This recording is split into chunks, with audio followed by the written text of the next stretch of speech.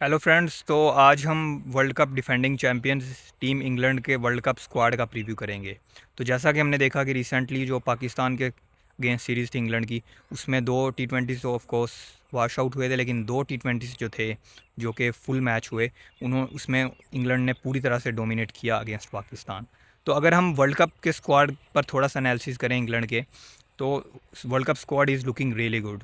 Initially जब अगर हम 2 मंथ्स अर्लियर हम अगर बात करें, तो मुझे लग रहा था कि शायद इंग्लैंड इस बार वर्ल्ड कप में थोड़ा सा एक वीकर साइड के तौर पर जाएगी, क्योंकि जोफ्रा आर्चर भी नहीं थे तब तक, उनके बारे में भी कोई खबर नहीं आई थी। लेकिन यूं ही जोफ्रा आर्चर आते हैं तो this England bowling attack is looking a different bowling attack, क्योंकि उनके आने से जो बैलेंस बनता है बॉलिंग में, दैट इज़ ऑसम। तो अगर हम शेप करें प्लेइंग 11 की कि क्या प्लेइंग 11 हो सकती है और किस तरह से कॉम्बिनेशन बस बन सकता है, तो अगर हम ओपनर्स से स्टार्ट करें, तो ओपनर्स में जो क्लियर कट आपके पास चॉइस है वो तो captain first of all Jos Buttler, and along with him Phil Salt. दोनों का आईपीएल बहुत बहुत बढ़िया रहा है। अगर हम बटलर की बात करें तो 200 he scored while chasing, and that is really really good.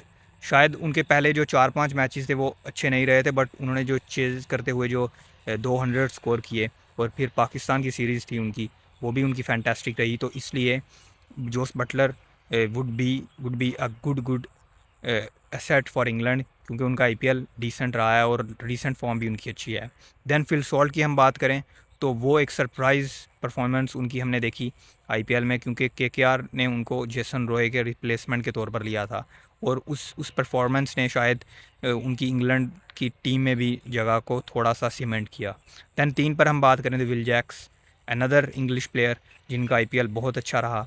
4 पर बेस्टो, बेस्टो का भी कुछ कुछ मैचेस में उन्होंने बहुत अच्छी बैटिंग की पंजाब किंग्स के लिए। दैन अगर हम नंबर 5 पर बात करें तो हैरी ब्रूक होंगे। दैन नंबर 6 पर अगर हम बात करें तो लियम लिविंगस्टन। 7 पर मोइन अली। तो अगर हम इस बैटिंग यूनिट की बात करें नंबर 7 तक, तो मुझे लगता है कि one of the most explosive batting unit है इंग्लैंड के पास, क्योंकि सभी, अगर हम बैटर्स की वन बाय वन बात करें तो सभी पिंच हिटर्स हैं, और अगर हम इनमें से बैकअप्स की बात करें, जो बैकअप हैं बैटर्स में, तो वो बेन डकिट हैं, who actually play spin the best. अगर हम बात करें इस इंग्लिश बैटिंग यूनिट की, क्योंकि वो स्वीप का बहुत अच्छे से इस्तेमाल करते हैं, और शायद यही वजह है कि उनको कहीं ना कहीं इस बार रखा गया है वर्ल्ड कप स्क्वाड में। तो बेन डकिट भी हमें कहीं ना कहीं देखने को मिल सकते हैं इन टॉप ऑर्डर या फिर शायद मिडल ऑर्डर में। तो अगर हम बॉलर्स की बात करें, जो 4 स्लॉट्स बचती हैं बॉलिंग के लिए, तो उसमें से I would expect one spinner which is a straight forward choice, Adil Rashid. उनके अलावा बैकअप के तौर पर टॉम हार्टली भी हैं, लेकिन मुझे लगता है कि आदिल रशीद ही खेलेंगे। और हम सब जानते हैं कि जिस तरह से वो ओवर द ईयर्स बॉलिंग करते आए हैं T20 में इंग्लैंड के लिए, और पिछली जो सीरीज़ थी पाकिस्तान के अगेंस्ट, उसमें भी उनकी परफॉर्मेंस काफ़ी इंप्रेसिव थी। दैन अगर हम 3 सीमर्स की बात करें, तो यहाँ पर थोड़ा सा टॉसअप रह सकता है कि कौन कौन से वो 3 सीमर्स होंगे, क्योंकि यहाँ पर भी प्लेंटी ऑफ चॉइसेस हैं। सैम करन है बॉलिंग ऑलराउंडर, आप बॉलिंग ऑलराउंडर नहीं बल्कि आप उनको एक जेनवन ऑलराउंडर कह सकते हो। देन जोफ्रा आर्चर हैं, क्रिस जॉर्डन हैं, मार्क वुड हैं और रीस टॉपली हैं, और इन 5 में से आपको 3 को खिलाना पड़ेगा। तो इनमें से I think Jofra Archer is a straight forward choice, और उनके बाद मार्क वुड अगर फिट हैं तो उनको भी डेफिनेटली खेलना चाहिए। लेकिन हम अगर थर्ड सीमर की बात करें, जॉर्डन, टॉपली और सैम करन में से किसको होना चाहिए, तो I think Reece Topley would have an edge, क्योंकि वो एक अटैक बॉलर भी हैं और आपको नई गेंद से विकेट्स आपको दिलाते हैं। तो मैं जाऊंगा रीस टॉपली के साथ यहाँ पर, and this is my playing 11। और उनके अलावा अगर हम बॉलिंग में बात करें तो Chris Jordan is a gun death bowler, उनको भी आप कहीं ना कहीं खेलता हुआ नज़र आएंगे वो भी। दैन उनके बाद सैम करन को भी आप समडे देख सकते हो।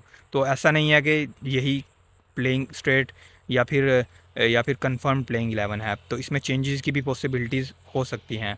दैन अगर हम इस टीम की वीकनेस की बात करें, तो मुझे लगता है कि वीकनेस जो इस टीम की है, वो मार्क वुड और जोफ्रा आर्चर की फिटनेस के अलावा इस टीम के शायद कोई वीकनेस नहीं, क्योंकि स्पिन बॉलिंग में इनके पास बहुत चॉइसेस हैं।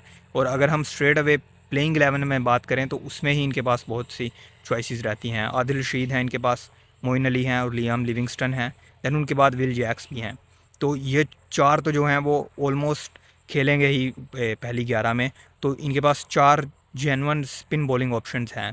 दैन सीम बॉलिंग तो इनके पास ऑलरेडी डिसेंट है, पेस भी है, उसमें स्विंग भी है, दैन डेथ बॉलिंग भी अच्छी है। तो इस तरह से एक कंप्लीट टीम हमें नज़र आ रही है। और अगर जहाँ तक इनके क्वालिफ़ाई करने की बात है वर्ल्ड कप में, तो मुझे लगता है कि they should qualify for the semifinals. और अगर वो नहीं करते 2023 में जिस तरह की उनकी परफॉर्मेंस रही थी despite having a great team, तो I think this would be a disappointment once again for England. लेकिन वैसे अगर हम बात करें ऑन पेपर, तो this is looking a gun team.